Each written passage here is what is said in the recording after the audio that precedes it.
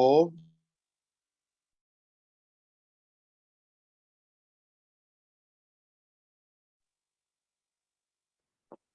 ओम सबको नमस्ते जी। केंद्रीय आर्य परिषद के 431वें वेबिनार में आपका स्वागत है। आज जो है श्री अतुल सहगल जी का उद्बोधन रहेगा, वो भी सुनेंगे आर्य समाज बसंत कुल से। और मैं चलो आज रविंद्र गुप्ता जी से निवेदन करता हूँ एक बार गायत्री मंत्र का पाठ और एक गीत भजन द्वारा कार्यक्रम को शुरू करें। आज के अध्यक्ष विद्योत्मा जी का भी स्वागत है। आइए गुप्ता जी। सभी श्रोताओं को मेरा नमन। आइए एक बार गायत्री महामंत्र का जाप करेंगे। ओम भूर्भुवः स्वः तत्सवितुर्वरेण्यं भर्गो देवस्य धीमहि धियो यो नः प्रचोदयात्। तूने हमें उत्पन्न किया, पालन कर रहा है तू, तुझसे ही पाते प्राण हम, दुखियों के कष्ट हरता है तू। तेरा महान तेज है, छाया हुआ सभी स्थान, सृष्टि की वस्तु वस्तु में तू हो रहा है विद्यमान। तेरा ही धरते ध्यान हम, मांगते तेरी दया। ईश्वर हमारी बुद्धि को श्रेष्ठ मार्ग पर चला, दाता हमारी बुद्धि को श्रेष्ठ मार्ग पर चला। ओम भूर्भुवः स्वः तत्सवितुर्वरेण्यं भर्गो देवस्य धीमहि धियो यो नः प्रचोदयात्। आइए एक छोटा सा प्रभु स्तुति का गीत। अच्छा ही सभी कुछ होता है, इंसाफ है जो भगवान करे।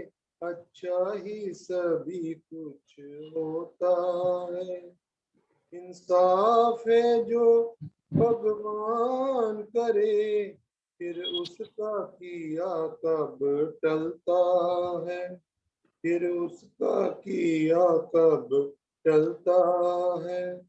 जो लाख यतन इंसान करे, अच्छा ही सभी कुछ होता है परम पिता उस ईश्वर की तुझे जन्म मिला है मानव का। है परम कृपा उस ईश्वर की तुझे जन्म मिला है मानव का। कोई और भी है इस दुनिया में, कोई और भी है इस दुनिया में, जो इतना बड़ा एहसान करे। अच्छा ही सभी कुछ होता है। खुशियों में वक्त गुजरता हो या सर पे मुसीबत की घड़ियां, खुशियों में वक्त गुजरता हो या सर पे मुसीबत की घड़ियां, ये फल है किए हुए कर्मों का, ये फल है किए हुए कर्मों का। शिकवा तू क्यों नादान करे, अच्छा ही सभी कुछ होता है। सच है ये बुजुर्गों की बातें, जो करता है वो भरता है। सच है ये बुजुर्गों की बातें, जो करता है वो भरता है, उसका भला फिर क्या होगा, अरे उसका भला फिर क्या होगा, औरों का ही जो नुकसान करे, अच्छा ही सभी कुछ होता है। दो फूल चढ़ाकर मंदिर में सुख चैन खजाना मांग लिया, दो फूल चढ़ाकर मंदिर में सुख चैन खजाना मांग लिया, इससे तो पथिक ये बेहतर है, इससे तो पथिक वो बेहतर है, जो एक न कोड़ी दान करे, अच्छा ही सभी कुछ होता है। इंसाफ है जो भगवान करे, फिर उसका किया कब टलता है, जो लाख यतन इंसान करे, अच्छा ही सभी कुछ होता है। बहुत बहुत बहुत धन्यवाद। सुंदर, बहुत बहुत धन्यवाद रविंद्र गुप्ता जी। अमृत महोत्सव की शुभकामनाएं सभी को। माता कौशल्या अरोड़ा जी आएंगे एक गीत, उसके बाद जनक अरोड़ा जी तैयार रहे। अमीर चंद रखेजा जी जुड़ गए ब्यूर बिहार से, बहुत बहुत स्वागत है रखेजा जी का। हाँ जी, मुझे बोला है जी। हाँ कौशल्या जी बोलिए। हाँ जी, हाँ जी। प्रभु भक्ति का भजन। मिलती है प्रेमियों की संगत कभी कभी, मिलती है प्रेमियों की संगत कभी कभी, चढ़ती है प्रभु के नाम की रंगत कभी कभी, मिलती है प्रेमियों की संगत कभी कभी, दौलत के पीछे भागना इतना उचित नहीं, लेती है जान इंसान की ये दौलत कभी कभी, मिलती है प्रेमियों की संगत कभी कभी, शोहरत को पाके भूलो ना भगवान को कभी, लेता है छीन देकर ये इज्जत कभी कभी, मिलती है प्रेमियों की संगत कभी कभी, हंसने से पहले दूजे पर खुद को निहारिए, दिखलाती है बुरे दिन ये आदत कभी कभी, अहंकार को त्याग दो ये बहुत ही बुरा, गिरा देता है ये सबको नजरों से कभी कभी, चलना तो रात दिन है जीवन की राह पर, मिलती है आदमी को मंजिल कभी कभी, मिलती है प्रेमियों की संगत कभी कभी, चढ़ती है प्रभु के नाम की रंगत कभी कभी, मिलती है प्रेमियों के संगत कभी कभी।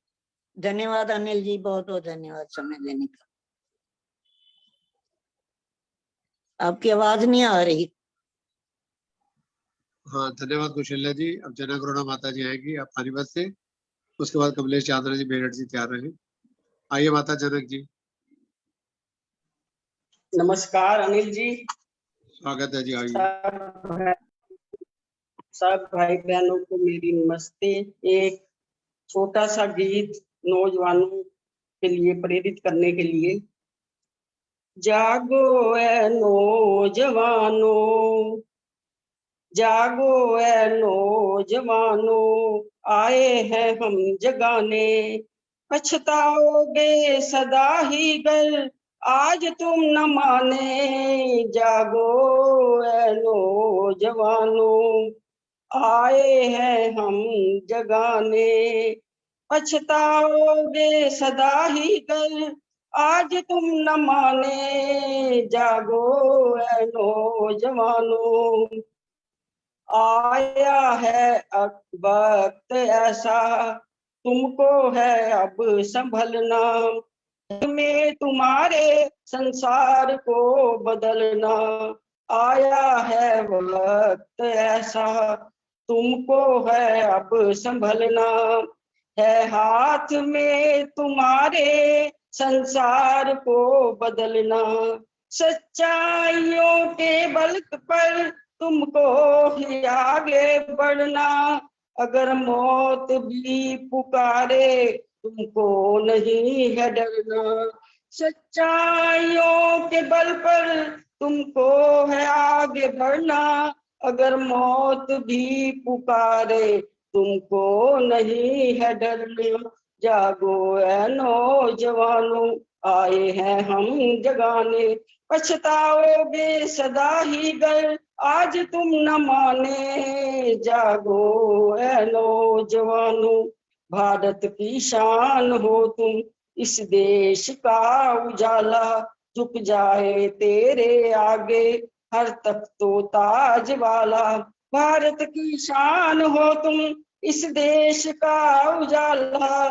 झुक जाए तेरे आगे हर तख्तो ताज वाला। तेरी मातृभूमि को, भूमि तुझको है आज ये पुकारे। तुझको है लाज रखनी वेदों के ऐ दुलारे। तेरी मातृभूमि तुझको है आज ये पुकारे। तुझको है लाज रखनी वेदों जवानों, आए हैं हम जगाने। पछताओगे सदा ही अगर आज तुम न माने। जागो नौजवानों, कुर्बानियों को देकर हमने आजादी पाई। कितने ही वीरों ने थी सीने पे गोलियां खाई। कुर्बानियों को देकर हमने आजादी पाई। कितने वीरों ने थी सीने पे गोली खाई। आओ यहाँ पर सारे मिलके सुगंध खाए। आओ यहाँ पर सारे मिलके सुगंध खाए। जीना वतन की खातिर चाहे जान जाए। आओ यहाँ पर सारे मिलके सुगंध खाए। जीना वतन की खातिर चाहे ये जान जाए। जागो ए नौजवानों, आए हैं हम जगाने। पछताओगे सदा ही अगर आज तुम ना माने। जागो ए नौजवानों, जागो ए नौजवानों, आए हैं हम जगाने। बहुत बहुत धन्यवाद। बहुत बहुत धन्यवाद माता जनक अरोड़ा जी पानीपत से। अब मेरठ से आएंगी कमलेश आनंद क्रांतिकारी घर से। इसके बाद शोभा बत्रा जी तैयार रहे, फिर अतुल सहगल जी को उद्बोधन। जी आइए कमलेश जी, स्वागत है। सबको सादर नमस्ते जी। बहुत सुंदर कार्यक्रम, बहुत सुंदर भजन सबके। एक देशभक्ति का भजन प्रस्तुत कर रही हूँ। जागो ए नौजवानों, आए हैं हम जगाने। जागो ए नौजवानों, आए हैं हम जगाने। पछताओगे सदा ही गर आज तुम न माने। जागो है नौजवानों, आया है वक्त ऐसा, तुमको है अब संभलना। है हाथ में तुम्हारे संसार को बदलना। सच्चाइयों के बल पर तुमको है आगे बढ़ना। गर मौत भी पुकारे तुमको नहीं है डरना। जागो ए नौजवानों, भारत की शान हो तुम, इस देश का उजाला। झुक जाए तेरे आगे हर तख्त ताज वाला। तेरी मातृभूमि तुझको है आज ये पुकारे। तुझको है लाज रखनी वेदों के ए दुलारे। जागो ए नौजवानों, कुर्बानियों को देकर हमने आजादी पाई। कुर्बानियों को देकर हमने आजादी पाई। कितने वीरों ने थी सीने पे गोली खाई। आओ यहाँ पे सारे मिलके सौगंध खाएं। जीना वतन की खातिर चाहे ये जान जाए। जागो ए नौजवानों, आए हैं हम जगाने।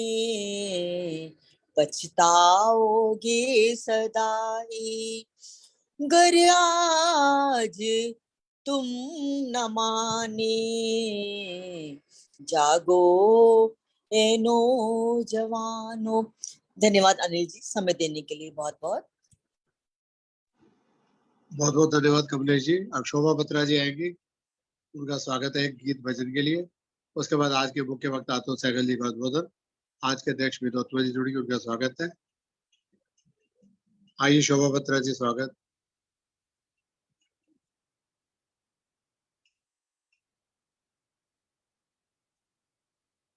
शोभा जी माइक खोलिए। शरण तुम्हारी हम आए, शरण तुम्हारी प्रभु आए, शरण तुम्हारी हम आए, शरण तुम्हारी प्रभु आए, शरण तुम्हारी। हर कुटिया में अमृत भर दो, रोम रोम सब पुलकित कर दो। हर कुटिया में अमृत भर दो, रोम रोम सब पुलकित कर दो। तेरे बने पुजारी प्रभु आए, शरण तुम्हारी। तेरे बने पुजारी प्रभु आए, शरण तुम्हारी। मीठे मीठे वचन सुनाए, मीठे मीठे वचन सुनाए। फूल बने सबको हर्षाए, फूल बने सबको हर्षाए। तुम सबके हितकारी प्रभु आए, शरण तुम्हारी। तुम सबके हितकारी प्रभु आए, शरण तुम्हारी। हम आए, शरण तुम्हारी प्रभु आए, शरण तुम्हारी। बुरे भले हैं तेरे भगवन, भूले भले हैं तेरे भगवन, आसानंद है मेरे अंदर, आसानंद है तेरे अंदर। दिशा बदल भंडारी, हम आए शरण तुम्हारी। दिशा बदल भंडारी, हम आए शरण तुम्हारी। हम आए शरण तुम्हारी, प्रभु आए शरण तुम्हारी। मीठे मीठे वचन सुनाए, फूल बने सबको हर्षाए। मीठे मीठे वचन सुनाए, फूल बने सबको हर्षाए। तुम सबके हितकारी, प्रभु आए शरण तुम्हारी। तुम सबके हितकारी, प्रभु आए शरण तुम्हारी। हम आए शरण हमारी, प्रभु रखियो लाज हमारी। प्रभु आए शरण तुम्हारी, रखियो प्रभु लाज हमारी। धन्यवाद जी। बहुत बहुत धन्यवाद शोभा बत्रा जी। अब मैं अनुरोध करता हूँ आज के मुख्य वक्ता आर्य समाज बसंतपुर से आर्य समाज के वैदिक विद्वान श्री अतुल सहगल जी आज के विषय में प्रकाश डालेंगे। आज के अध्यक्ष वितोत्मा झा जी का भी स्वागत है। पवन जी अभी जुड़े नहीं, हापुड़ के प्रधान रहे। आइए अतुल जी, बहुत बहुत स्वागत 35-40 मिनट के लिए। सब आर्यजनों को मेरा सप्रेम नमस्ते। संयोजक श्री अनिल आर्य जी, मुख्य अतिथि पवन जी, विद्योत्मा जी, आप सबको मेरा अभिवादन। आर्यजनों, कल का दिन बड़ा ऐतिहासिक दिन था जब भारत का स्वाधीनता दिवस मनाया गया इस उद्घोष के साथ कि ये महाउत्सव है और अमृत महाउत्सव है, जो कि केवल कल नहीं मनाया गया बल्कि इस उत्सव का कल प्रारंभ हुआ। ये स्वतंत्रता का, ये आजादी का अमृत महाउत्सव, इसका प्रारंभ कल हुआ और ये 25 वर्ष तक चलेगा। बहुत श्रेष्ठ दृष्टि है, बहुत बड़ा विजन है हमारे प्रधानमंत्री का, और सब लोगों ने बढ़ चढ़कर इसमें भाग लिया। जो उत्साह दिखाया वो शब्दों में वर्णित नहीं किया जा सकता। बंधुओं, इस अवसर पर और जो आजकल वातावरण चल रहा है उसको देखते हुए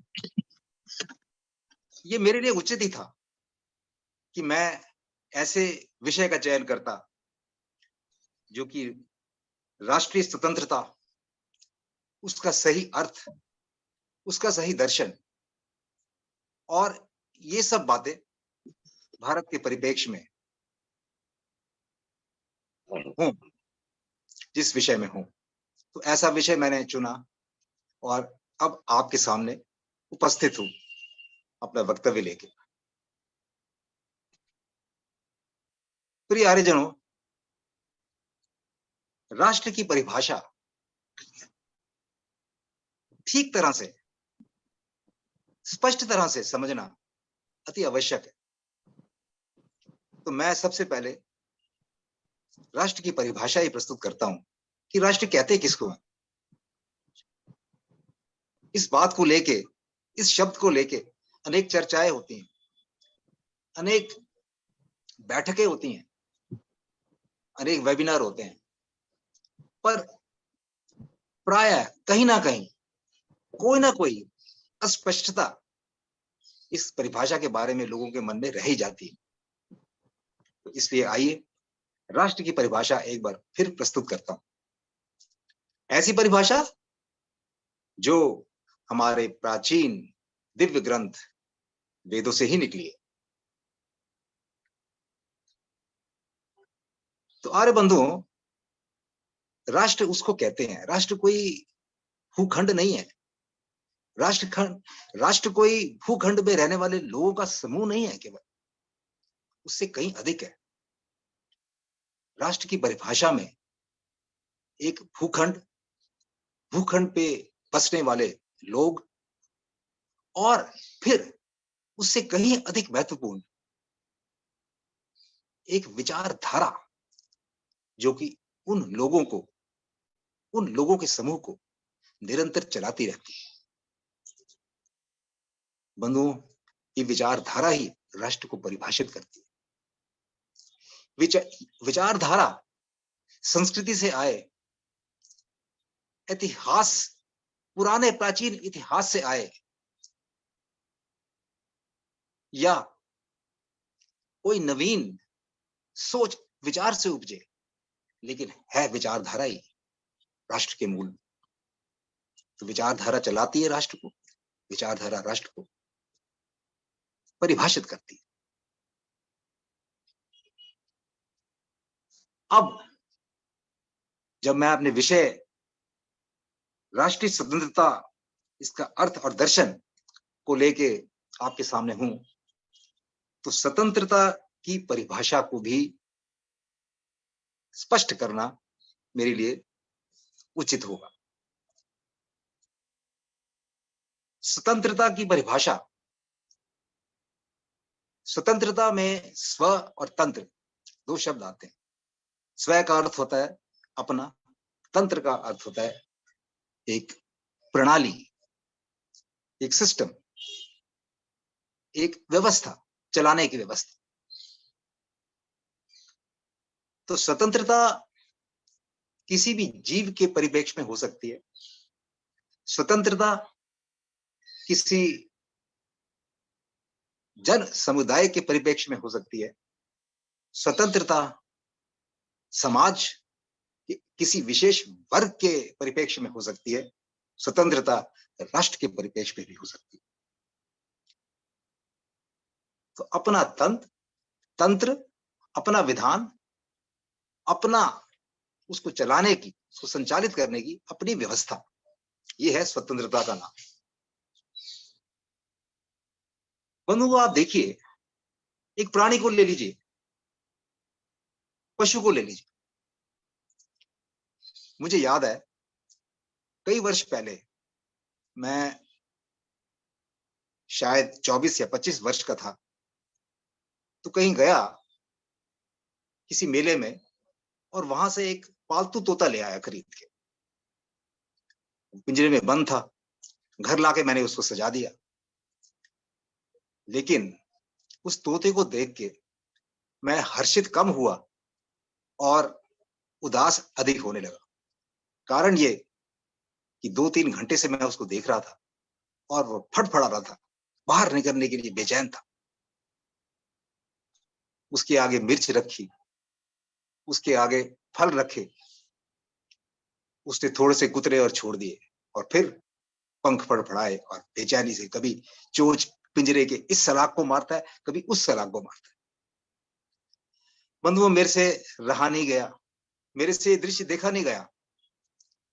मैंने बाहर जाके पिंजरा खोल दिया और उसको उड़ता हुआ देख के मेरा मन शांत और प्रसन्न हो गया।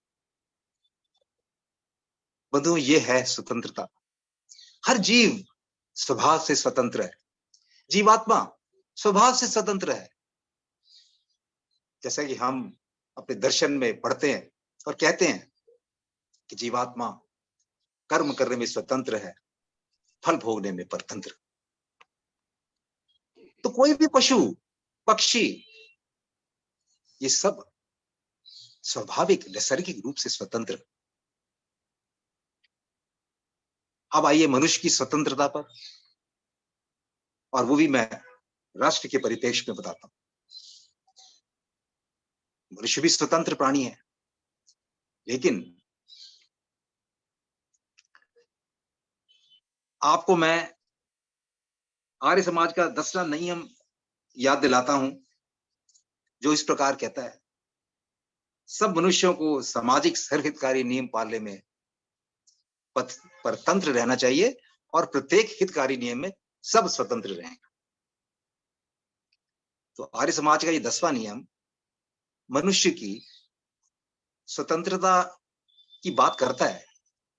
अपने हितकारी नियम के लिए, अपने हित के लिए जो जो कर्म करने हैं, वो सब कर्म करने में मनुष्य स्वतंत्र है। लेकिन मनुष्य सामाजिक प्राणी है, समाज में रहता है, समुदाय में रहता है, कम्युनिटी में रहता है, राष्ट्र रूप में रहता है। तो ऐसी अवस्था में उसको सामाजिक सर्वहितकारी नियम का पालन करना ही होगा और उनके पालन में वो बाध्य है, उनके पालन करने के लिए वो परतंत्र है। वहां उसकी स्वतंत्रता पे अंकुश लग जाता है।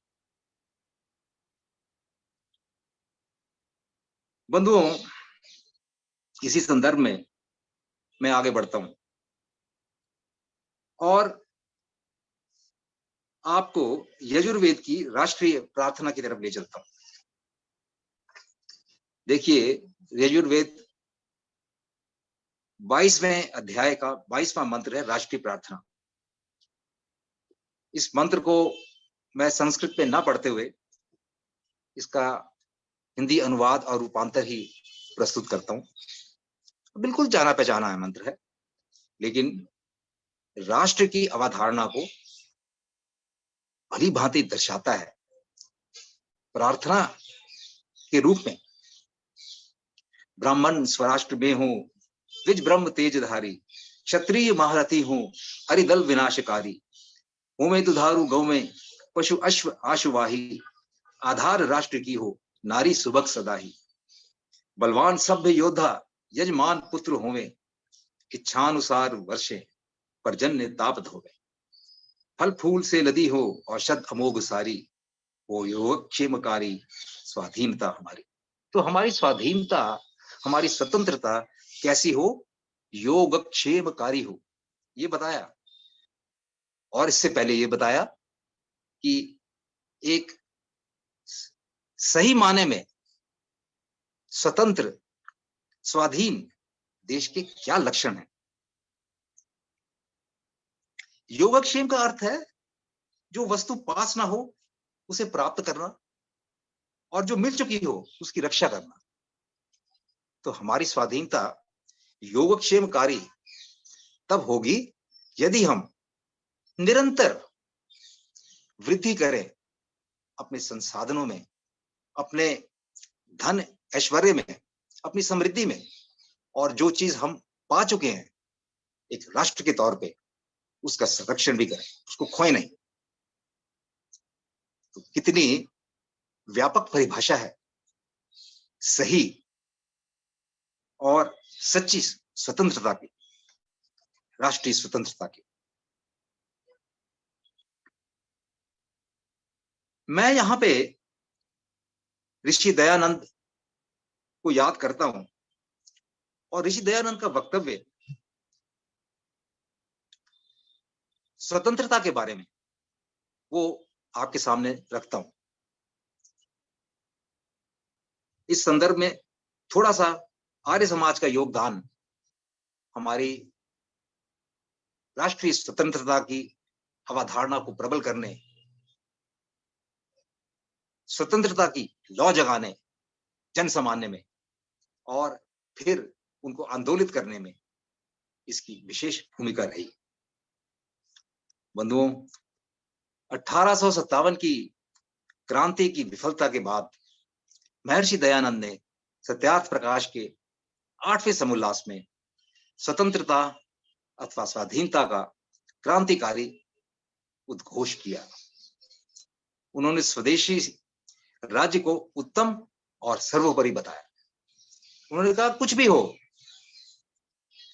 विदेशी कितने भी शक्तिशाली हों, कितने भी समर्थवान हों, कितने भी धनढ़ हों, लेकिन स्वदेशी राज्य ही कल्याणकारी और उत्तम होता है। स्वामी जी ने सत्यार्थ प्रकाश के माध्यम से नव जागृति का कार्य किया। उसके बाद तो मानो क्रांतिकारियों की सेना तैयार हो गई। इस क्रांतिकारियों की सेना ने भारत की राष्ट्रीय स्वतंत्रता की अवधारणा को बल प्रदान किया, उत्तरोत्तर अधिक अधिक बल प्रदान किया।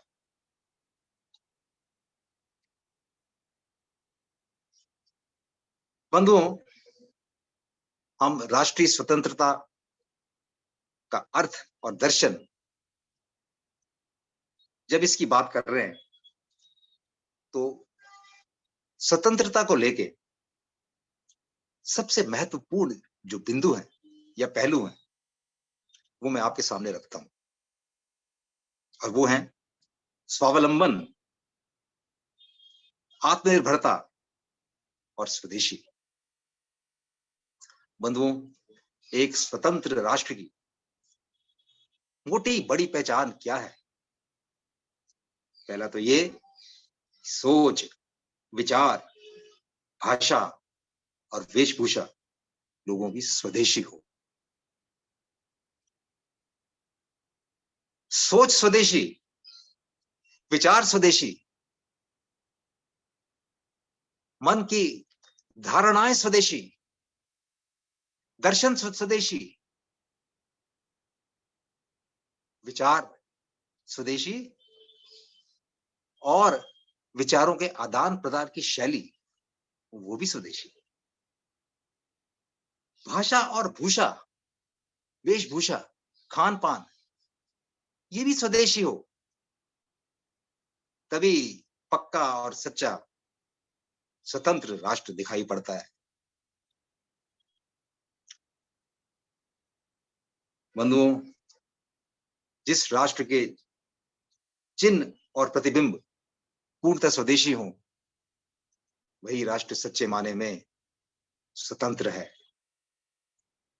उसी में सही और सच्ची स्वतंत्रता का दिग्दर्शन हो सकता है।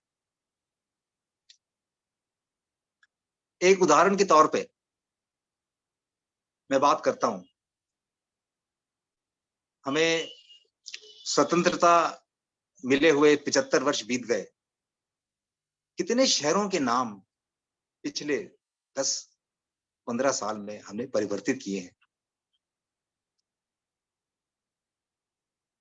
अर्ध स्वदेशी या विदेशी नाम हमने बॉम्बे को मुंबई किया, मद्रास को चेन्नई किया, कैलकाटा को कोलकाता किया। आज भी दिल्ली की प्रमुख सड़कों के नाम उनके ऊपर हैं जो हमारे देश पर आक्रमण करने आए थे और हमारी संस्कृति को जिन्होंने रौंदा और उसका विध्वंस किया। इनके नाम बदलेंगे, इन सड़कों के।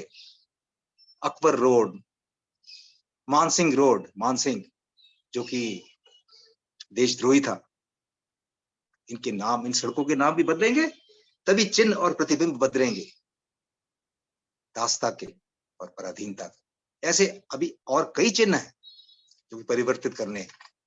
हमारी सरकार, योग्य सरकार अच्छा कार्य कर रही है, इस कार्य को आगे बढ़ाए। बंधुओं, स्वतंत्र राष्ट्र की तीसरी बड़ी पहचान कार्य प्रणाली। जिस विधान, जिस कार्य की विधि से राष्ट्र का प्रशासन चलता है, नौकरशाही चलती है, ब्यूरोक्रेसी चलती है, तंत्र चलता है, वह भी स्वदेशी होना चाहिए। आप अपने मन से पूछिए, आप चारों तरफ देखिए, सोचिए, समझिए और अपने आप से पूछिए कि तंत्र जो वर्तमान में चल रहा है, क्या ये पूर्णतः स्वदेशी है? मैं फिर अपनी सरकार की, वर्तमान सरकार की प्रशंसा करते हुए ये कहूंगा, इस सरकार ने इस तंत्र के अंदर कई बदलाव, कई परिवर्तन किए हैं। कई पुराने नियमों को जो कि ठीक नहीं थे, समय के साथ ठीक नहीं बैठते थे उनको रद्द किया, कई संशोधन किए, परिवर्तन किए, लेकिन अभी और संशोधन और परिवर्तन अपेक्षित है। एक सच्चे मायने में, सच्चे अर्थ में स्वतंत्र राष्ट्र की पहचान का अगला बिंदु है कार्य पद्धति, हमारी शिक्षा पद्धति, हमारी चिकित्सा पद्धति। हम देखें क्या ये स्वदेशी है या इसमें विदेशी अंशों की मिलावट है।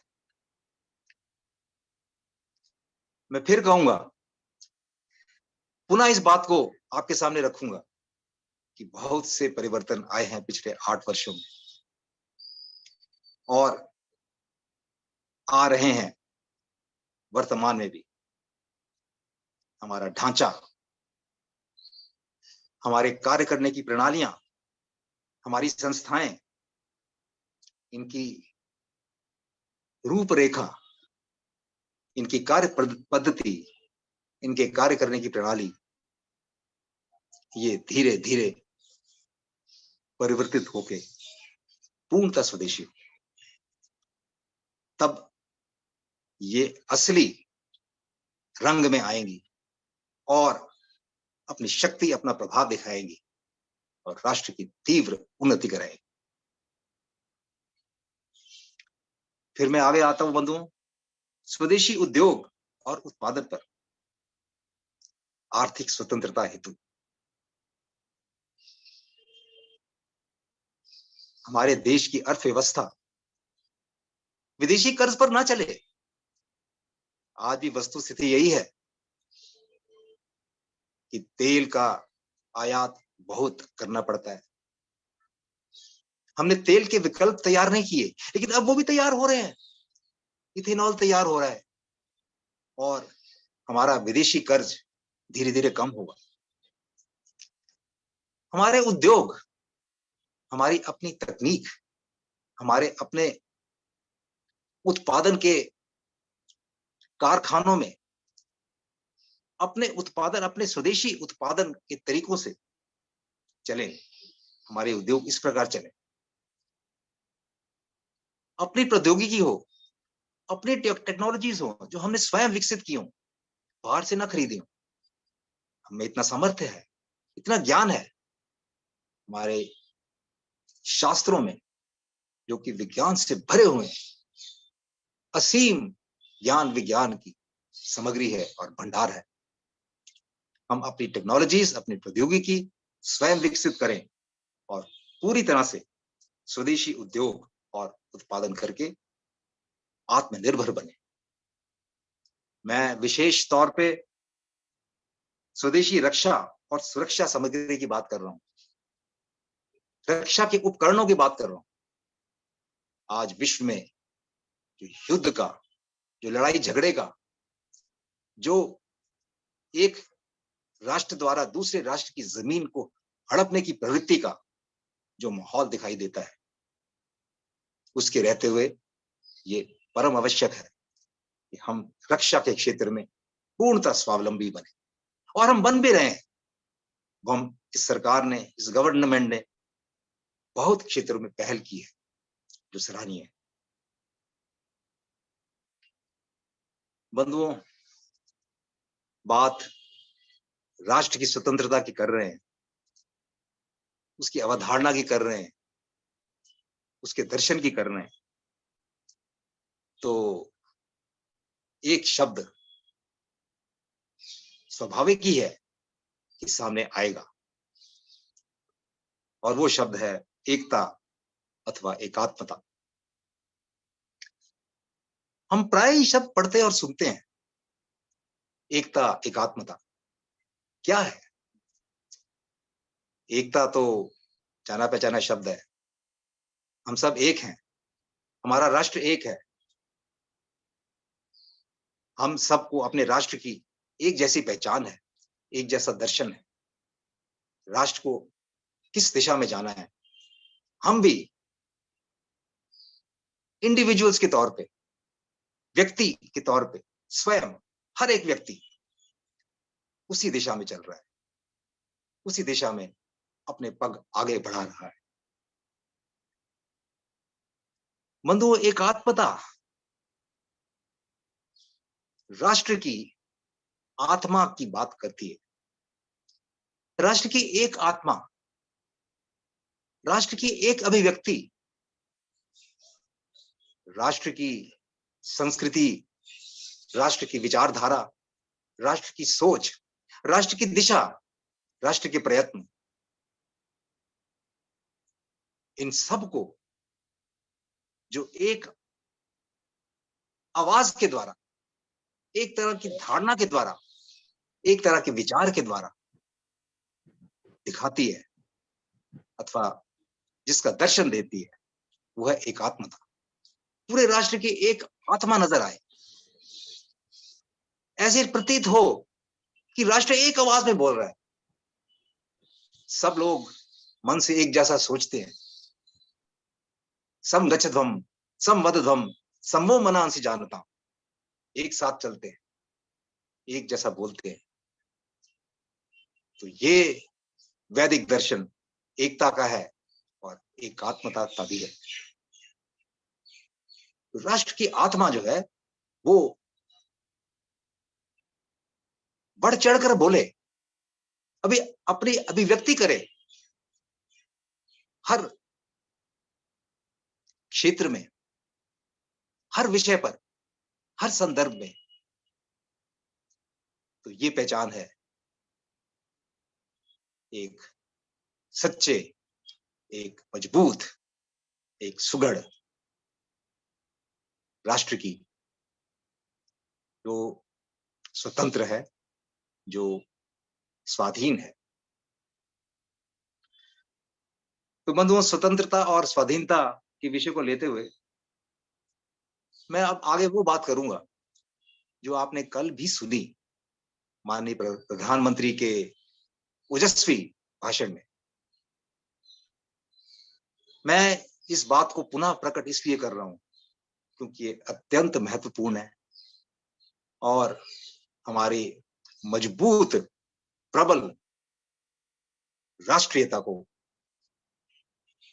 बनाने में, बढ़ाने में इसका योगदान रहेगा। तो देखिए, जो कमियां बताई, जातिवाद, भाषावाद, प्रांतवाद, परिवारवाद और सांप्रदायवाद, इनसे मुक्ति लेने की आवश्यकता है। इनके विरुद्ध अभियान और युद्ध स्तर पर हमें लड़ने की आवश्यकता है। इनसे मुक्ति पाके ही हम सच्चे मायने में सबल राष्ट्र बनेंगे और सही अर्थ में स्वाधीन और स्वतंत्र बनेंगे। जातिवाद का जहर, जातिवाद की धारणा, अवधारणा वेद विरुद्ध है। जातिवाद के जहर ने हमारे समाज को बहुत क्षति पहुंचाई है और काफी हद तक खोखला किया। लेकिन अब जागरूकता इसके विरुद्ध बढ़ रही है और मैं आशा करता हूं कि बढ़ती रहे। भाषावाद, भाषा गौण है। हमारे देश में कई भाषाएं हैं, सब माननीय है,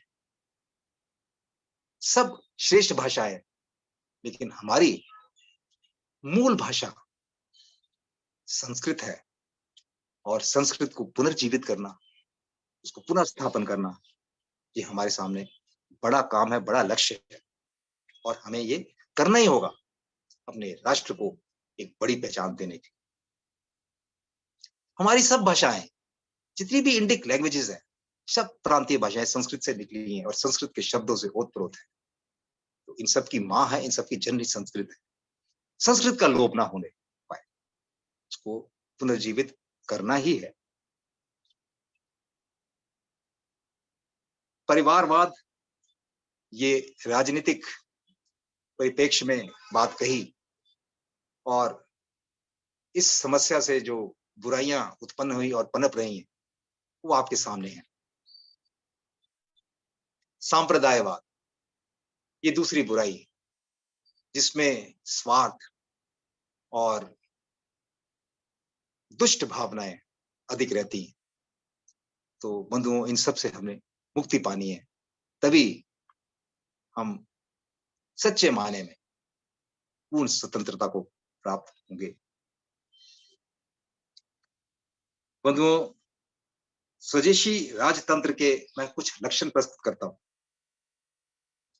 मैं समय का अतिक्रमण नहीं करना चाहता, तो समय के अनुसार मैं अब आगे बढ़ता हूं, ताकि निर्धारित 35-40 मिनट से अधिक समय ना लगे। स्वदेशी राजतंत्र के कुछ लक्षण हैं, ये जानने आवश्यक है। मूल संस्कृति के अनुरूप हमारा राजतंत्र हमारी मूल संस्कृति के अनुरूप हो, हमारे वैदिक और मनुस्मृति के विधान के अनुरूप हो, क्योंकि लाखों वर्षों से हमारा राजतंत्र ऐसा ही था। ये तो कालखंड में 900 वर्षों का एक बुरा समय आया, और अब ऐसा लगता है कि हमारे दुर्दिन शायद लद गए। धीरे धीरे हमें अपना तंत्र वैसा ही बनाना है। बंधुओं, विरासत, परंपरा और मूल्यों से ओतप्रोत हो हमारा राजतंत्र, तभी वो स्वदेशी हो। हमारी समृद्ध सांस्कृतिक विरासत, हमारी परंपराएं और हमारे शाश्वत मूल्य, उनसे ओतप्रोत हो ऐसा तंत्र हो। तंत्र ऐसा हो जो राष्ट्र की आत्मोन्नति करने वाला हो, राष्ट्र को उत्तरोत्तर उन्नति के मार्ग पर अग्रसर करने वाला हो।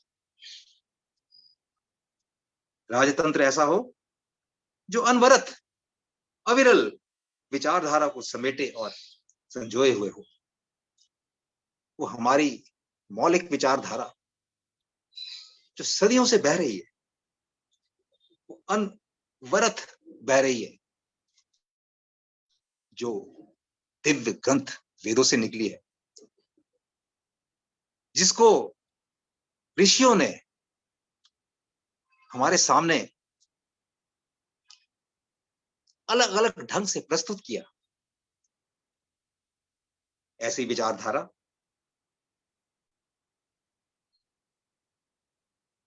देखने में हमें हमेशा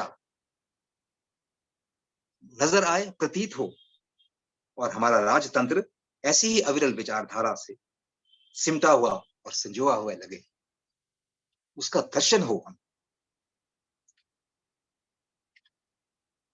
बंधुओं, स्वतंत्र राष्ट्र के उन्नति सूक्त मुख्य रूप से दो ही उभरते हैं, एक हमारी मौलिक संस्कृति और दूसरी विचारधारा। मैंने विचारधारा की चर्चा की और मौलिक संस्कृति की बात भी कही।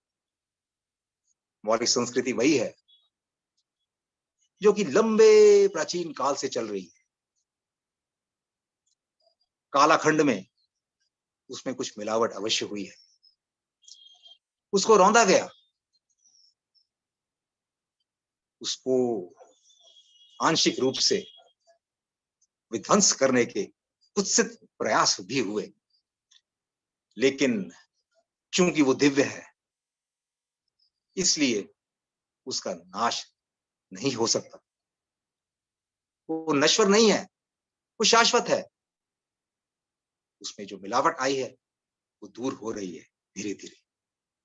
हम अपने प्रयासों को बढ़ाएं और उस संस्कृति को और बल दें, उसको और समृद्ध करें।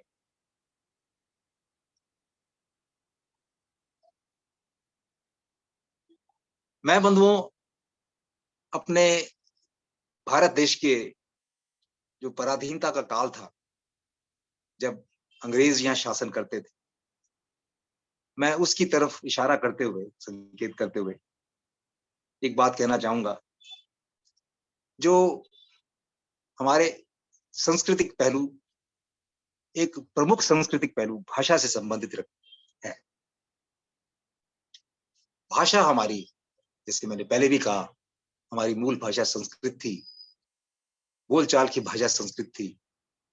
सामान्य समाज में सामान्य लोगों के बोलचाल की भाषा संस्कृत थी लिखने की और राज्य की व्यवस्था की भी। उसका लोप हुआ।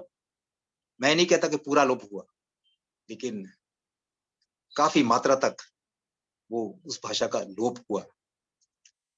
उसको पुनर्जीवित करना है, ये बात मैं पहले ही कह चुका हूं। लेकिन उस कालखंड में जो भाषा हम पर लादी गई, उस भाषा के संदर्भ में मैं एक वाक्य प्रस्तुत करता हूं जो हमें सन 47 के बाद सुनने को मिला कि चले गए अंग्रेज, मिल गई आजादी, पर नहीं गई इस देश से अंग्रेजों की दादी। ये अंग्रेजों की दादी क्या थी? अंग्रेजी भाषा। ये आज भी बहुत सबल है इस देश में। संस्कृत का पुनरुत्थान होगा, पुनर्स्थापन होगा, तो अपने आप ये ऐरी गैरी भाषाएं मिट जाएंगी। क्योंकि संस्कृत न केवल भारत की भाषाओं की बल्कि विश्व की सब भाषाओं की जननी महान दिव्य भाषा है। वो भाषा है जिसमें ईश्वर हमसे संवाद करता है। ऋषियों ने हमसे संवाद किया।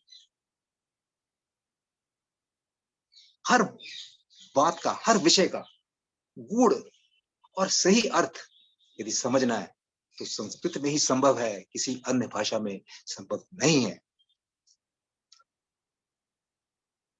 मैं एक उदाहरण और प्रस्तुत करता हूं भाषा को लेकर। बंधुओं, सन 1948 में विस्थापित यहूदियों ने इजराइल के राष्ट्र का निर्माण किया। कई विभिन्न अलग अलग देशों में ये बसे हुए थे बेचारे, और इन्होंने कई अत्याचार सहे। विशेष रूप से जर्मनी में विस्थापित होकर जब ये आए, छोटे से भूखंड को इन्होंने अपना इजराइल राष्ट्र बनाया। लेकिन इन्होंने जब राष्ट्र का गठन किया तो हेब्रू भाषा अपनाई, इनकी प्राचीनतम सांस्कृतिक भाषा हेब्रू। तो इस उदाहरण से हम भी शिक्षा ग्रहण करें और अपनी आत्मभाषा, अपनी सांस्कृतिक भाषा, अपनी विरासत की भाषा, अपनी दिव्य भाषा संस्कृत को पुनः ऊपर उठाएं और पुनः स्थापन करें। तो बंधुओं, जिस विषय पर मैं बात कर रहा हूं, राष्ट्रीय स्वतंत्रता की संपूर्णता। राष्ट्रीय स्वतंत्रता संपूर्ण हो तभी होगी जब राजनीतिक स्वतंत्रता संपूर्ण होगी। आर्थिक रूप से हम स्वतंत्र होंगे, स्वाधीन होंगे। हम आयात पर अधिक निर्भर नहीं होंगे। हम अपना उत्पादन स्वयं करेंगे और निर्यात अधिक करेंगे। हमारी अर्थव्यवस्था निर्यात पर टिकी होगी, बड़े निर्यात पर टिकी होगी, जैसा कि प्राचीन भारत में था। और इसके अतिरिक्त सामाजिक स्वतंत्रता और सांस्कृतिक स्वतंत्रता ये भी अनिवार्य है पूर्ण राष्ट्रीय स्वतंत्रता के लिए।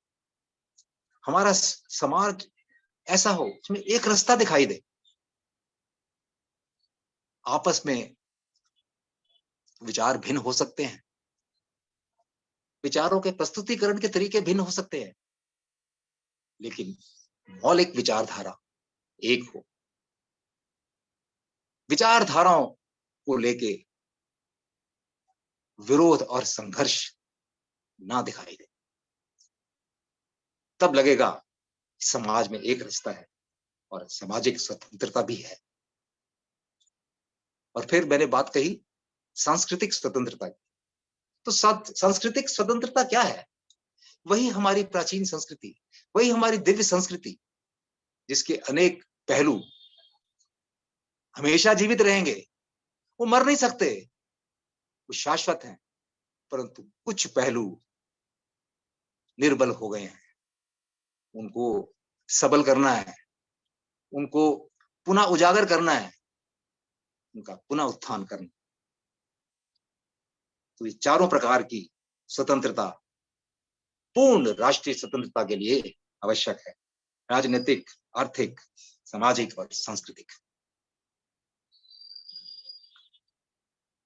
प्रिय बंधुओं, संपूर्ण स्वतंत्रता राष्ट्र की तीव्र उन्नति का कारक है, राष्ट्र की आत्मा को गति देती है, अपने गंतव्य पर पहुंचने के लिए लगातार प्रेरित करती है।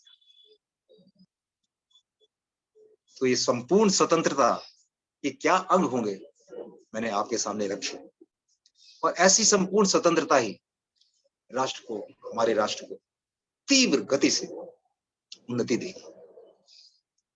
हम अनुमान भी नहीं कर सकते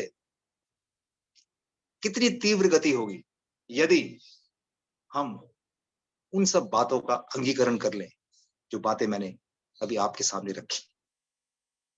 हमारी विचारधारा, हमारी संस्कृति और राष्ट्रीय स्वतंत्रता के जो मुख्य प्रमुख अंग हैं, सूत्र हैं, उनको यदि हम स्थापित कर पाए, और स्थापित कर रहे हैं।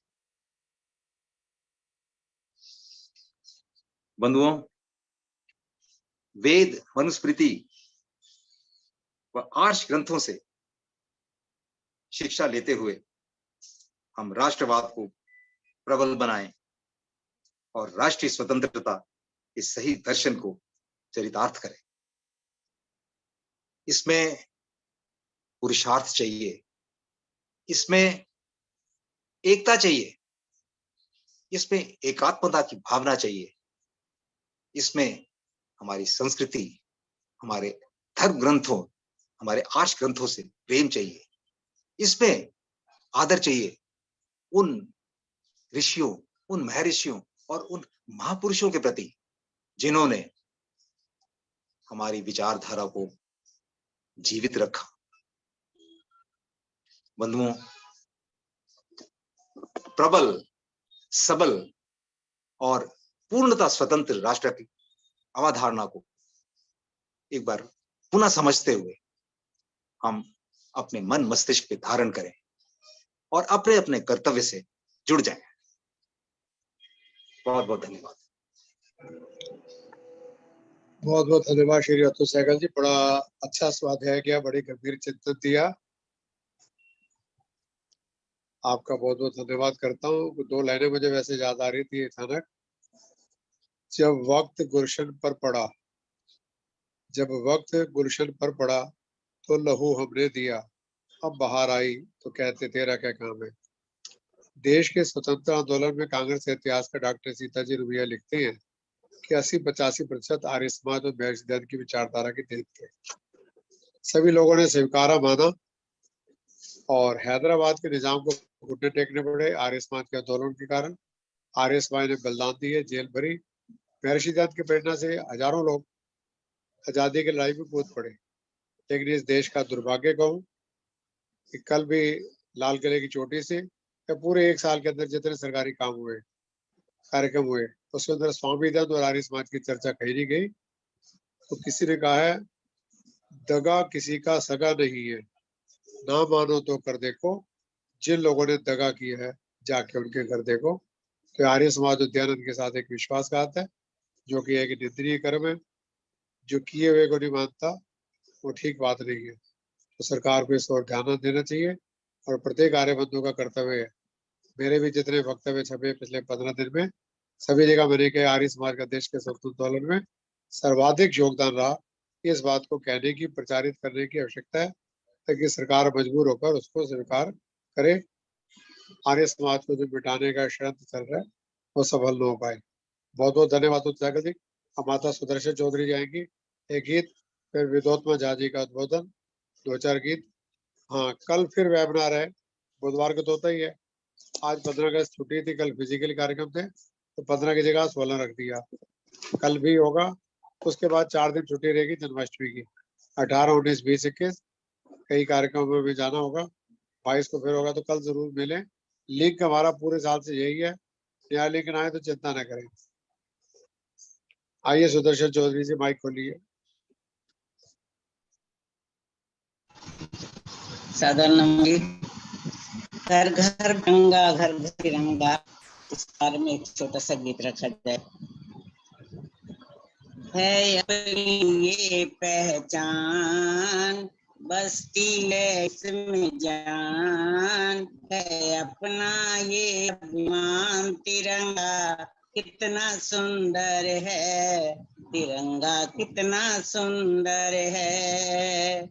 जब जब ऊंचे अंबर में ये झंडा है लहराए, जब जब ऊंचे अंबर में ये झंडा है लहराए, है अजब निराली आभा जिसे देख से मन हर्षाए, है अजब निराली आभा जिसे देख के मन हर्षाए।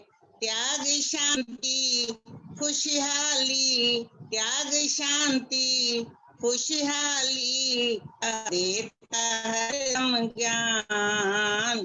तिरंगा है शान, तिरंगा है ईमान, है अपनी ये पहचान, बसती है इसमें जान, है अपना ये अभिमान। तिरंगा कितना सुंदर है, तिरंगा कितना सुंदर है।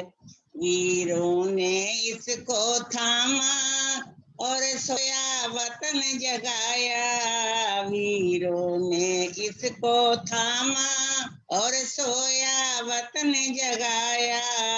सै काष्ट हजारों फिर भी ना अपना शीश झुकाया, झेली गोली फांसी लटके, झेली गोली फांसी लटके दे गए हैं वो बलिदान, है अपनी ये पहचान, बसती है इसमें जान, है अपना ये अभिमान। तिरंगा कितना सुंदर है, कितना सुंदर है।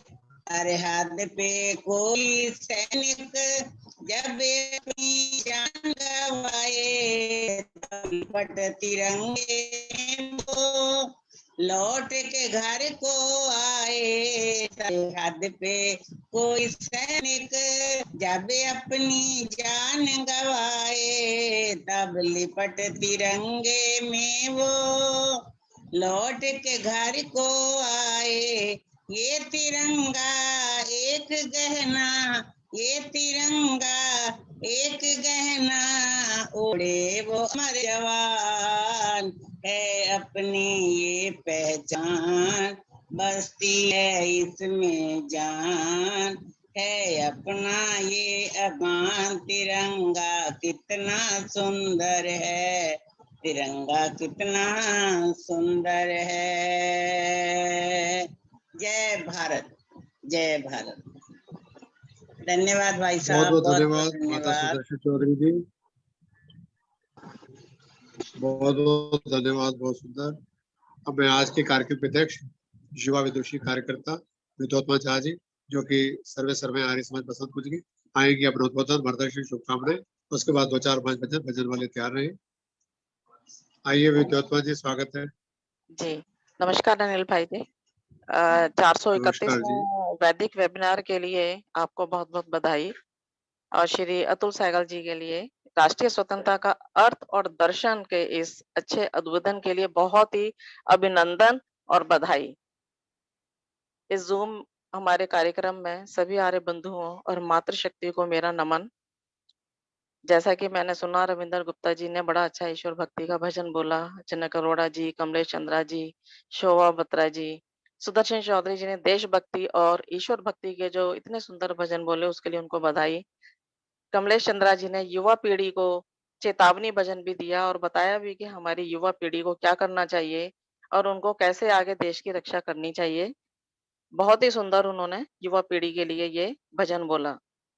आर्य समाज वसंत कुंज में भी सभी कार्यकर्ताओं ने मिलकर एक प्रभात फेरी निकाली और राष्ट्र के लिए एक उन्होंने संदेश भी दिया, नारे भी लगाए, जागृति का एक आह्वान किया सभी वसंत कुंज के ब्लॉक्स में। तो इसके लिए आर्य समाज वसंत कुंज के सभी कार्यकर्ता भी बधाई के पात्र हैं।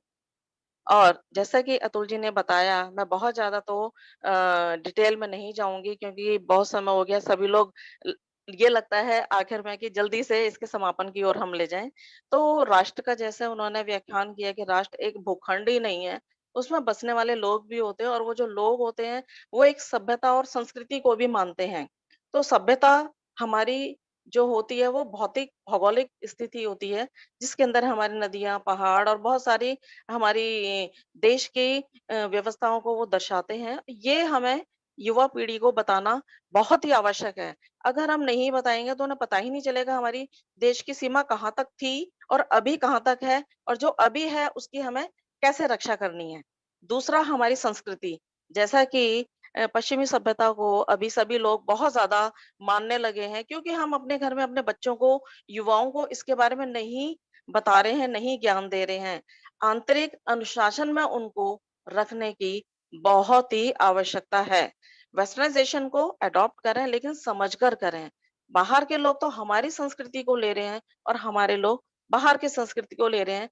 तो हमें हमारे जो छोटे बच्चे हैं, बड़े बच्चे तो जो उनको संस्कार मिल गए वो मिल गए, लेकिन जो बहुत छोटे बच्चे हैं 2-2.5 साल के, उनको तब से आर्य समाज में लेकर जाएं। उनको, जैसा कि हम देखते हैं कि मुसलमानों में 5 बार नमाज पढ़ाते हैं एक छोटे से बच्चे को एक टोपी पहनाकर। हमारे यहाँ पर हम 2 बार भी उन बच्चों को ये नहीं बोलते कि भाई तुम गायत्री मंत्र तो बोलो। गायत्री मंत्र अगर बोल रहे हो तो इसका क्या अर्थ है? इसका अर्थ तो मैं अच्छे से, मुझे मालूम है कि हमारे बड़े लोग भी इसका शाब्दिक अर्थ अच्छे से शायद नहीं जानते होंगे, जो कि इतना आवश्यक है कि हमें जब भी हम गायत्री मंत्र बोलें, गायन रूप तो हम बोलते हैं, लेकिन उसका जो शाब्दिक अर्थ है वो हम नहीं बोलते, जिसकी वजह से हमारे ज्ञान में कहीं ना कहीं कमी रह जाती है और हम अंधभक्ति तरह उसको रटते रहते हैं।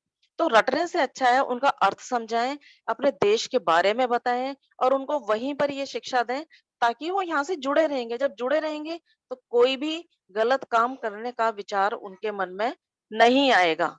तो ऐसी विचारधारा को लेके हमें चलना है। और जैसा कि हम जानते हैं कि हमारा 75वां हमने स्वतंत्रता दिवस मनाया और 76वें में आगमन हुआ, तो इसकी सभी को बहुत बहुत बधाई। और हमारी जो महर्षि दयानंद जी ने एक बिगुल बजाया था, उसके लिए जो उन्होंने स्वतंत्रता के लिए काम किया, उसके ऊपर जैसा कि अनिल जी ने बताया, उनको नहीं सराहा गया, तो इससे बड़ा दुख भी हुआ। लेकिन कोई बात नहीं, हम आगे फिर से अपनी इस बात को अपने ही लोगों में रखेंगे और उसको हम मनवाकर ही रहेंगे। तो सभी आर्य समाज और अनिल भाई जी जैसा कि कार्य आगे करते जा रहे हैं, मुझे आशा है कि जरूर प्रधानमंत्री जी तक हमारी ये बात पहुंचेगी और वो आगे जरूर महर्षि दयानंद के लिए स्मारक या उनका भी ऐसा ही, जैसे कि सरदार पटेल जी का एक उन्होंने स्टैचू बनवाया, इनका भी बहुत आवश्यक है। और इसी के साथ मैं अपनी वाणी को विराम देती हूँ और हमारे जो अभी भजन अगले बोलने वाले हैं, उनका मैं स्वागत करती हूँ। बहुत बहुत धन्यवाद विद्योत्मा जी, बहुत सुंदर कार्य आपके समाज कर रही है।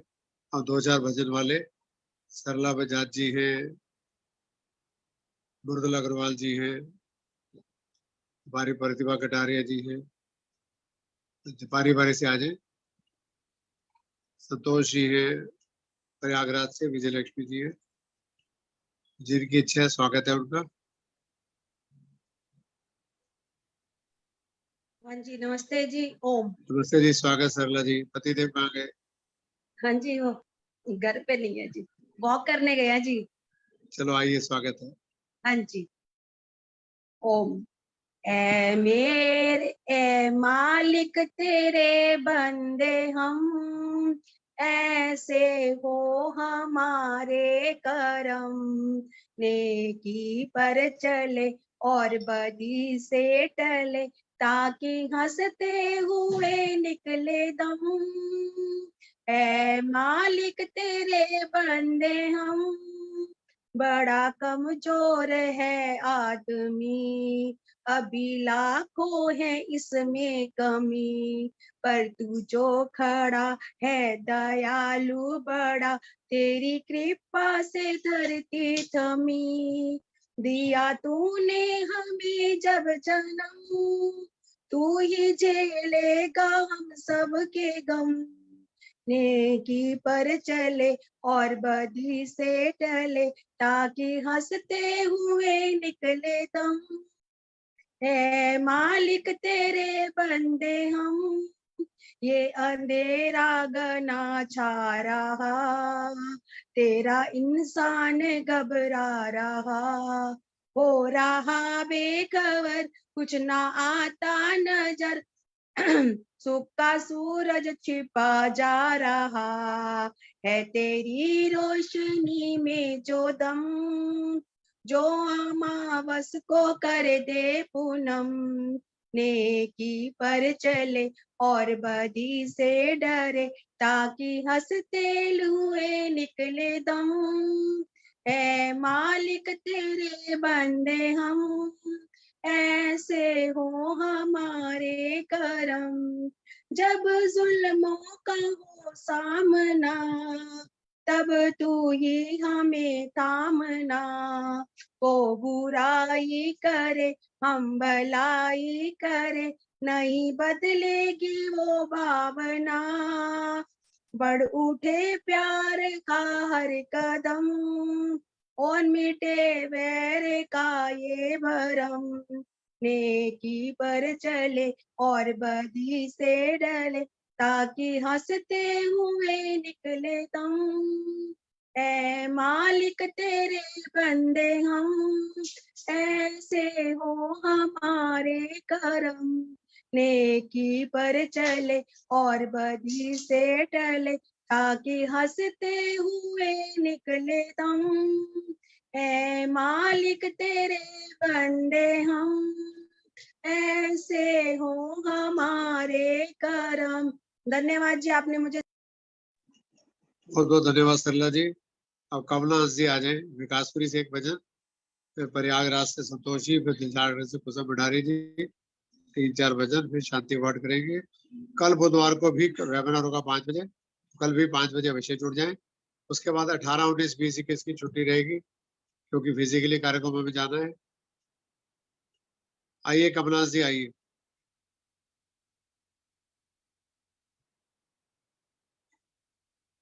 कमलनाथ जी माइक खोलिए।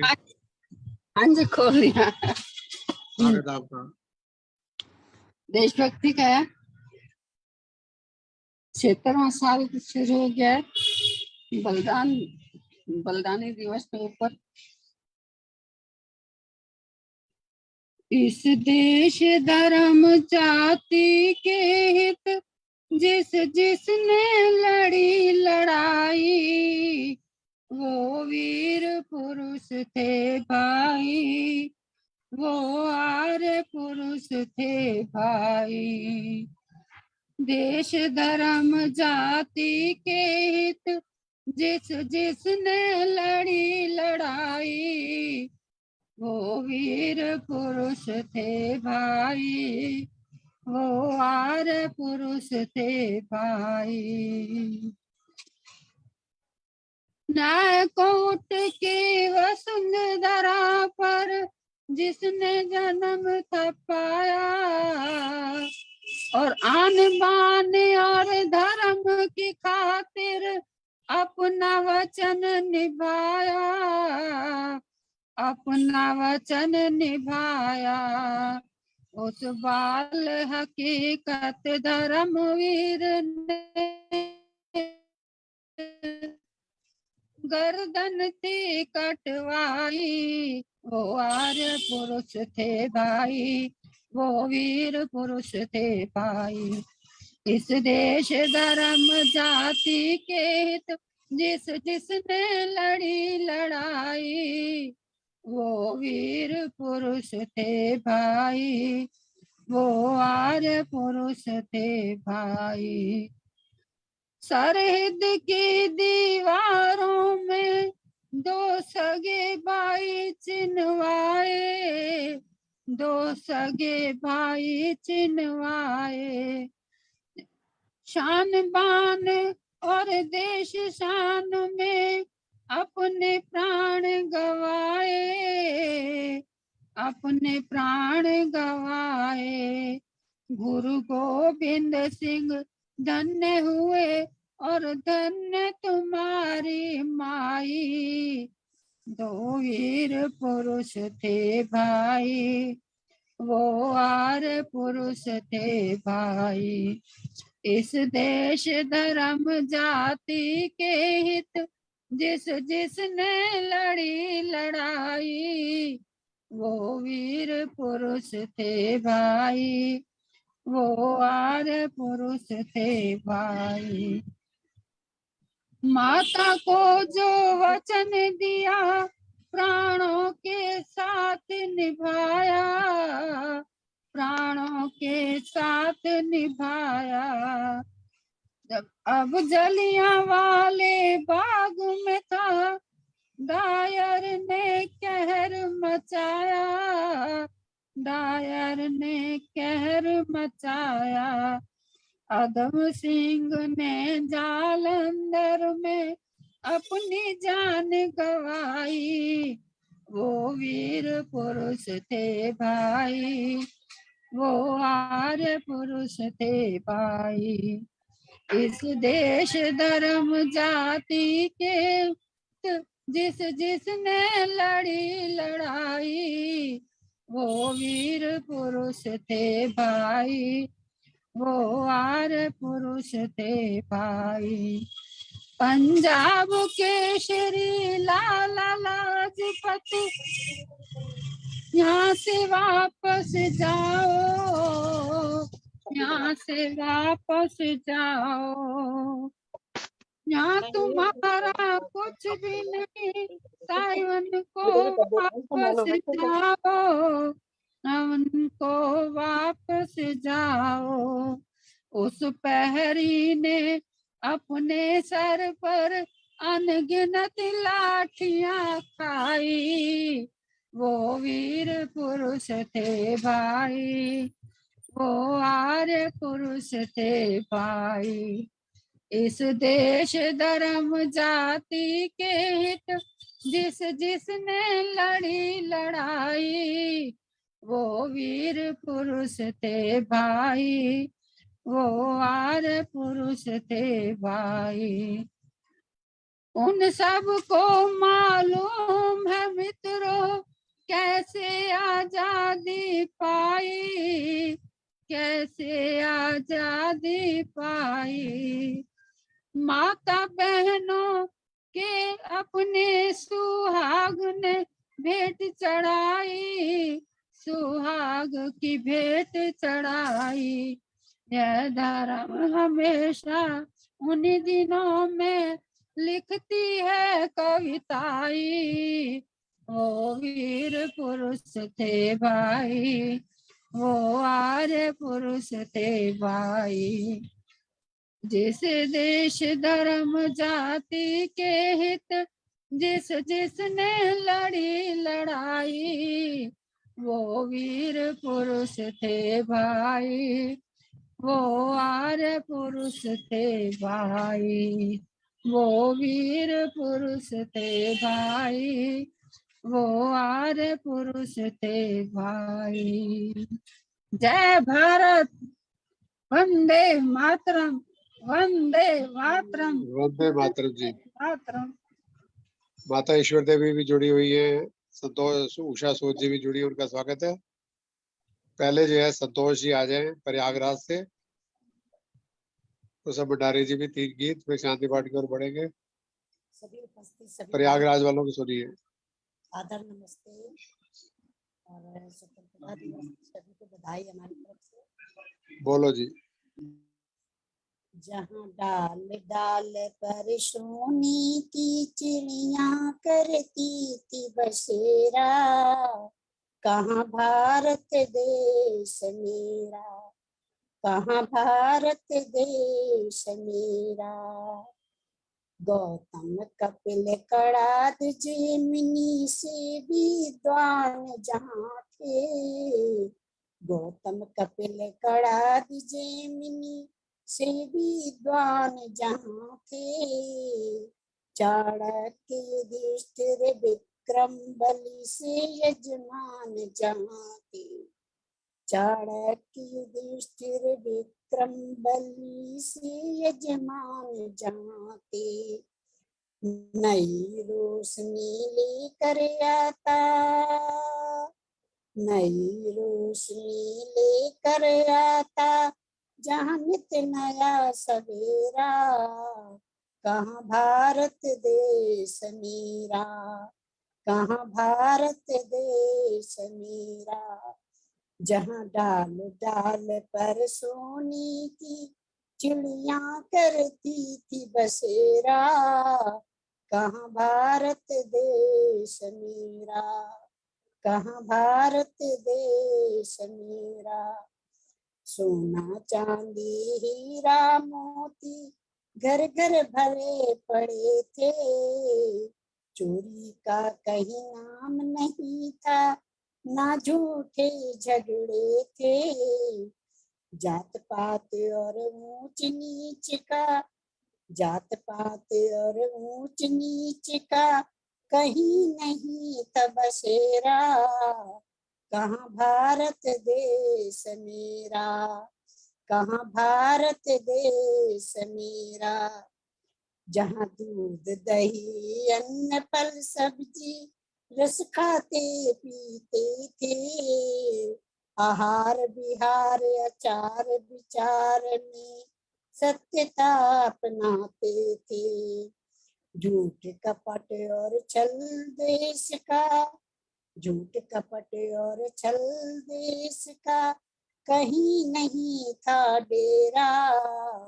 कहाँ भारत देश है मेरा, कहाँ भारत देश मेरा। जहाँ राजा प्रजा स्वप्न में भी मनमानी नहीं करे थे। जहाँ राजा प्रजा स्वप्न में भी मनमानी नहीं करे थे। अनुशासन के पालक थे, अधर्म से भी न डरे थे। अनुशासन के पालक थे, अधर्म से भी न डरे थे। शोभ राम जिनका कुल, शोभ राम जिनका कुल कभी से था चितेरा। कहाँ भारत देश मेरा, कहाँ भारत देश मेरा। जहाँ डाल डाल पर सोने की चिड़िया करती थी बसेरा। कहाँ भारत देश मेरा, कहाँ भारत देश मेरा। भारत माता की जय। समय देने के लिए बहुत बहुत धन्यवाद संतोष जी। अब हमारे पास सरला बजाज जी के पतिदेव उपस्थित हैं। नाम तो नहीं लिखा उन्होंने, आए। बजाज साहब स्वागत है, शेयर कराए आप। एक गीत भजन के लिए आपका स्वागत। इसके बाद उषा सूद जी तैयार रहे। बजाज साहब माइक खोलिए।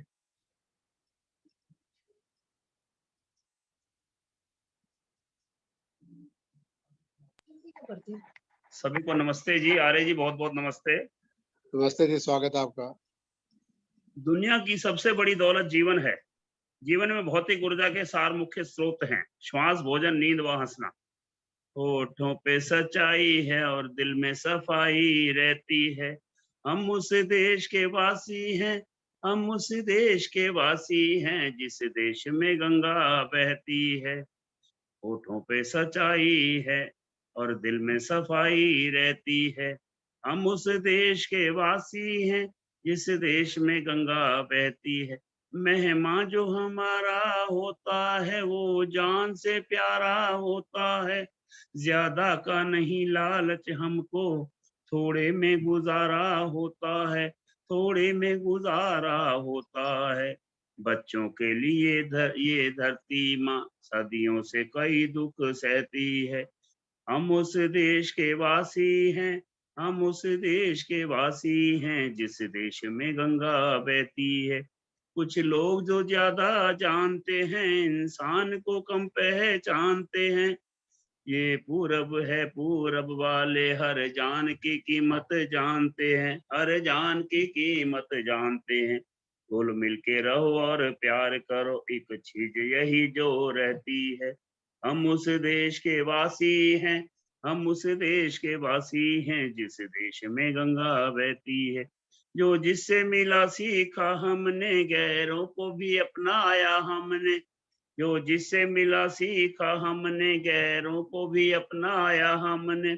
मतलब के लिए अंधे बनकर रोटी को नहीं पूजा हमने, रोटी को नहीं पूजा हमने। क्या हम तो क्या सारी दुनिया ये कहती है। हम उस देश के वासी हैं, हम उस देश के वासी हैं जिस देश में गंगा बहती है। कल स्वतंत्रता की 76वीं वर्षगांठ पर हमारे माननीय प्रधानमंत्री ने बहुत अच्छा बोला, पर एक बात जो उनको स्वामी दयानंद सरस्वती की जरूर याद करना चाहिए था, जो हमें थोड़ा सा महसूस हुआ कि स्वामी दयानंद सरस्वती ने जो आजादी की नींव बोई थी, उसी की बदौलत देश को आजादी मिली, वो नहीं बोले। सभी को बहुत बहुत नमस्ते, धन्यवाद। बहुत अच्छा बजाज साहब, बहुत धन्यवाद। हरिद्वार वैदिक भवन आश्रम से माता उषा सूद जी आएंगी एक कविता, उसके बाद कुसुम भंडारी जी तैयार हैं। उषा सूद जी माइक खोलिए। आपको बधाई हो अनिल जी आज के दिन के लिए। बहुत सुंदर संयोजन, बहुत सुंदर प्रोग्राम। और पहले एक श्लोक बोलूंगी महाभारत का। स्वागत है। न तो हम कामये राज्यम न स्वर्गम न पुनर्भवम कामये दुःखनाशनम। हे प्रभु, मैं स्वर्ग का सुख नहीं चाहता, मैं राज्य का सुख नहीं चाहता। मैं केवल इतना चाहता हूँ कि जितनी बार भी मैं जन्म लूं, जब भी मेरा जन्म हो, मेरा भारत भूमि में जन्म हो, ताकि मैं दीन दुखियों के काम में आ सकूं। एक कविता देशभक्ति की। मेरे देश की माटी नहीं, चंदन से कम वंदन से कम। मेरे देश की माटी नहीं, चंदन से कम वंदन से कम। मेरा जन्म जितनी बार भी हो, मेरा जन्म जितनी बार भी हो, इसी भू पर जन्म। मेरा जन्म जितनी बार भी हो, इसी भू पर जन्म। मेरे देश की माटी नहीं, चंदन से कम वंदन से कम। चंदन से कम वंदन से कम। सच कहो हर रोज एक त्योहार देखा है कहीं। सच कहो हर रोज एक त्योहार था है कहीं। जग का वैभव तो भी इसके सामने कुछ भी नहीं। जग का वैभव तो भी इसके सामने कुछ भी नहीं। सृष्टिकर्ता भी यहाँ, सृष्टिकर्ता कहते हैं अवतारी मानव, महामानव। सृष्टिकर्ता भी यहाँ आकर के लेते हैं जन्म। मेरे देश की माटी नहीं, चंदन से कम बंधन से कम। चंदन से कम बंधन से कम। मेरा जन्म जितनी बार भी हो इसी भू पर जन्म। हो इसी भू पर जन्म। पेड़ पर्वत और नदियों की जहाँ हो आरती, पेड़ पर्वत और नदियों की जहाँ हो आरती, शांति और सद्भावना की मूर्ति माँ भारती, शांति और सद्भावना की मूर्ति माँ भारती, माँ भारती, माँ भारती, माँ भारती। हर दिशा उच्चारती, हर दिशा उच्चारती, सत्यम शिवम और सुंदरम, मेरे देश की माटी नहीं, तन तन से कम बंधन से कम, तन तन से कम बंधन से कम, मेरा जन्म जितनी बार भी हो इसी भू पर जन्म, हो इसी भू पर जन्म। इंद्रधनुषी सभ्यताओं के समन्वय से जुड़े, हमारी सभ्यता इंद्रधनुषी है, भांति भांति के लोग हैं, भांति भांति की बोलियां हैं। इंद्रधनुषी सभ्यताओं के समन्वय से बंधे, शब्द गीतों में अलग है, शब्द गीतों में अलग है, एक लय में है जुड़े, एक लय में है जुड़े। जहाँ राम और रहीम मिलकर, जहाँ राम और रहीम मिलकर गाए वंदे मातरम, जहाँ राम और रहीम मिलकर गाए वंदे मातरम, वंदे मातरम, वंदे मातरम, वंदे मातरम, वंदे मातरम।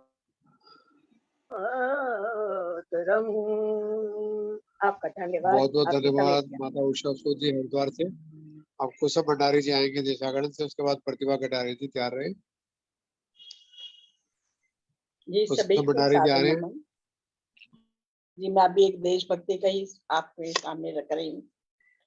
झंडा ये तिरंगा हमें जान से प्यारा, झंडा ये तिरंगा हमें जान से प्यारा, मंजिल है शहीदों की, मंजिल है शहीदों की, ये भारत का दुलारा, ये भारत का दुलारा। सच्चाई अहिंसा की पकड़ हाथ में सोटी, झंडे को किया ऊंचा पहन ये तन से लंगोटी। बापू का यही प्राण, यही आंख का तारा, बापू का यही प्राण, यही आंख का तारा, झंडा ये तिरंगा हमें जान से प्यारा, हमें जान से प्यारा। मंजिल है शहीदों की, ये भारत का दुलारा। रावी के किनारों पे था नेहरू ने उठाया, रावी के किनारे पे था नेहरू ने उठाया, तन मन इसे सौंपा, तन मन इसे सौंपा और सीने से लगाया। मुख से ये लगाकर चले आजादी का नारा, मुख से लगाकर चले आजादी का नारा, झंडा ये तिरंगा हमें जान से प्यारा। मंजिल है शहीदों की, भारत का दुलारा। नेताजी ने जब खून ने खाया था उबाला, नेताजी के जब खून ने खाया था उबाला, आजाद हिंद फौज को खुद आप संभाला, आजाद हिंद फौज को खुद आप संभाला। झंडे को लिया हाथ में, झंडे को लिया हाथ में, दुश्मन को पुकारा, दुश्मन को पुकारा, झंडा ये तिरंगा हमें जान से प्यारा। सरदार भगत सिंह जी ने थी इसको सलामी, सरदार भगत सिंह जी ने थी इनको सलामी, मिट जाएंगे पर दूर कर देंगे गुलामी, मिट जाएंगे पर दूर कर देंगे गुलामी। फांसी पे चढ़ा देश भगत, देश का प्यारा। झंडा ये तिरंगा हमें जान से प्यारा, हमें जान से प्यारा। झंडे को दिलो जान से हम रक्षा करेंगे, झंडे की दिलो जान से हम रक्षा करेंगे। कुर्बान पथिक होंगे ना दुश्मन से डरेंगे, कुर्बान पथिक होंगे ना दुश्मन से डरेंगे। दरिया की तरह चाहे वह खून हमारा, दरिया की तरह वह चाहे खून हमारा। झंडा ये तिरंगा हमें जान से है प्यारा, झंडा ये तिरंगा हमें जान से है प्यारा। मैं मंजिल है शहीदों की, मंजिल है शहीदों की, भारत का दुलारा, भारत का दुलारा। 15 अगस्त 1947 को अंग्रेजों द्वारा हमें जो देश को आजादी मिली, उसके लिए हमारे बहुत बहुत अपने वीरांगनों और शहीदों को नमन करते हुए मैं सभी का बहुत बहुत धन्यवाद करती हूँ जिन्होंने धन्यवाद पसंद आया। तो वैज्ञानिक के साथ साथ कवित्री भी बन गई। धन्यवाद मुझे आपने दिया। हाँ जी, प्रतिभा कटारे जी आइए, स्वागत है। आदरणीय डॉक्टर अनिल आर्य जी और सभी आर्यजनों को मेरी सादर नमस्ते। आज मैं अनिल भैया जी की बात से बिल्कुल सहमत हूँ। उन्होंने कहा कि प्रधानमंत्री जी ने स्वामी दयानंद जी का नाम बिल्कुल भी नहीं लिया, ऐसा नहीं होना चाहिए था। और विद्योत्मा जी ने भी कहा कि उनकी प्रतिमा बननी चाहिए सरदार पटेल की। मैं इन दोनों की बात से बिल्कुल सहमत हूँ और बिल्कुल गलत हुआ कल। मेरे वक्तव्य का विषय है राष्ट्र निर्माण में आर्य समाज का योगदान। आर्य समाज है भाव ऋषि का, क्रांति का संदेश है। आर्य समाज है भाव ऋषि का, क्रांति का संदेश है। आर्य समाज है नाम धृति का, शांति का उपदेश है। आर्य समाज है नाम धृति का, शांति का उपदेश है। 18वीं शताब्दी के महान क्रांतिकारी युग दृष्टा महर्षि दयानंद सरस्वती ने 1875 ईस्वी में सर्वप्रथम मुंबई में आर्य समाज की स्थापना की ताकि सब लोग सत्य के मार्ग पर चलकर संसार में भौतिक तथा आध्यात्मिक सुख प्राप्त कर सके। महर्षि देव दयानंद ने अपने मंतव्य में स्पष्ट रूप से कहा है कि वह कोई नया संप्रदाय या धर्म स्थापित नहीं कर रहे, अपितु ब्रह्मा से लेकर जैमिनी पर्यंत देश में ऋषि मुनियों ने जो लोक कल्याणकारी संदेश दिया है और जिस शाश्वत सत्य को वेद और शास्त्रों में प्रतिपादन किया है, उसी मत का प्रचार कर रहे हैं। जो लोग और भी अधिक निकटता से आर्य समाज की कार्य प्रणाली और लक्ष्य को जानना चाहे तो उन्हें आर्य समाज का छठा नियम संसार का उपकार करना इस समाज का मुख्य उद्देश्य है, अर्थात शारीरिक, आत्मिक और सामाजिक उन्नति करना।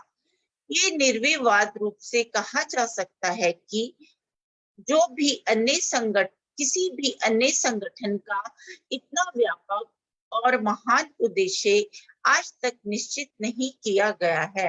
आर्य समाज इन्हीं शाश्वत वैदिक सिद्धांतों के आधार पर भारत में जनमानस का निर्माण कर रहा है और गत 125 वर्षों में उसने विविध रूपों में देश की सेवा की है। यह सर्वविदित है कि भारत के स्वाधीनता आंदोलन में आर्य समाज के सदस्यों और क्रांतिकारियों का प्रमुख रूप से योगदान रहा है। आर्य समाज दो शब्दों से मिलकर बना है, अर्थात आर्य समाज दो शब्दों से मिलकर बना है, आर्य और समाज। आर्य का अर्थ है श्रेष्ठ और समाज का अर्थ है समूह, अर्थात श्रेष्ठ लोगों का समूह। महर्षि सत्य के उपासक थे। ऊंच नीच भेदभाव जाति पाति को नहीं मानते थे। उन्होंने मनोभाव का संदेश दिया। महर्षि दयानंद के बताए हुए रास्ते पर चलते हुए आर्य समाज ने धार्मिक, सामाजिक और राजनीतिक सभी क्षेत्रों में क्रांति की। अवैधिक मतांतरों का खंडन किया, बाल विवाह का विरोध किया तथा विधवा विवाह का समर्थन किया। ब्रह्मचर्य का उपदेश दिया, सुसंस्कारों की महत्ता बताई, गौ माता के रक्षक बने तथा गौशालाएं खोली, अनाथालय खोले तथा विधवाओं के वनिता आश्रम खोले, अछूतों को अधिकार दिलाया था। आर्य समाज मनुष्य मात्र को इस पवित्र वैदिक धर्म की दीक्षा ग्रहण करके लाभ उठाने का निमंत्रण देता है। ऐसी पवित्र वैदिक धर्म की शरण में आकर सब भाई बहन अपने जीवन को आनंद रस और शांति सुख से परिपूर्ण करे, यही आर्य समाज की एकमात्र इच्छा या निमंत्रण है। आर्य समाज स्थापित होने के पश्चात आर्य वीर दल और आर्य युवक परिषद की गतिविधियां सराहनीय रही हैं। आर्य समाज नगर में आर्य सिद्धांतों के प्रचार के लिए प्रतिवर्ष वेद प्रचार सप्ताह व वार्षिक उत्सवों के लिए प्रयत्नशील रहती है, ताकि राष्ट्र के लोगों को वेदों के बारे में अधिक से अधिक ज्ञान प्राप्त हो सके। अंत में यदि भी है हम पति राष्ट्र के राष्ट्र की रक्षा चाहते हैं, राष्ट्र की रक्षा हेतु हम सर्वस्व समर्पण चाहते हैं, राष्ट्र की रक्षा हेतु हम सर्वस्व समर्पण चाहते हैं। धन्यवाद भैया। बहुत बहुत धन्यवाद प्रतिभा जी। कल बुधवार को 17 तारीख है। कल अपना रूटीन का कार्यक्रम 5 बजे होगा और चंद्रशेखर शर्मा जी ग्वालियर का उद्बोधन है। योग दृष्टा योगी राज श्री किशन जन्माष्टमी के उपलक्ष्य में। फिर 18, 19, 20, 21 4 दिन छुट्टी में रहेंगे, फिजिकल कार्यक्रम है। और अब चलते चलते एक अंतिम गीत, माता ईश्वर देवी जी आना चाहें, स्वागत है। जिनका नहीं हुआ, मृदुल अग्रवाल जी देख रहा हूँ, संतोष चावला जी है, विजय लक्ष्मी जी है। कोई आना चाहे स्वागत। फिर शांति पाठ करते हैं, कल फिर 5 बजे मिलते हैं। सुख वर्षा सदाना जी भी आगे देहरादून से, उनका भी स्वागत। चलो परवीन जी आइए, शांति पाठ कीजिए, सबकी तृप्ति आ जाएगी। धन्यवाद। चलो प्रतिभा जी शांति पाठ आप ही करा दो, परवीन जी दुकान पे बिजी हो। माइक खोलिए, माइक। हाँ जी भी। ओम द्यौ शांति अंतरिक्षगम शांति पृथ्वी शांतिरापः शांतिरोषधयः शांतिः वनस्पतयः शांतिर्विश्वे देवा शांति ब्रह्म शांति सर्वगम शांति शांतिरेव शांति सामा शांतिरेधि। ओम शांति शांति